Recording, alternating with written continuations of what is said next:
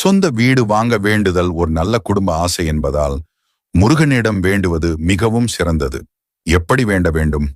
முதல் தூய்மையுடன் வேண்டுதல். வீட்டை வாங்கும் ஆசை சுத்தமான குடும்ப நலனுக்காக இருக்க வேண்டும். பிறருக்கு தீங்கு வராத ஆசை என்று மனதில் உறுதி கொள்ளுங்கள். இரண்டாம், முருகன் ஆலயத்திற்கு செல்வது. செவ்வாய்க்கிழமையும் கந்த சஷ்டியும் முருகனுக்கு பிரியமான தினங்கள். சிவப்பு மலர், பால், பழம் கொண்டு பூஜை செய்யுங்கள். அதுக்கு முன்னாடி பக்தி.முருகா சேனல் சப்ஸ்கிரைப் பண்ணிக்கோங்க. மூன்றாவது, வேண்டுதல் செய்யும் முறை.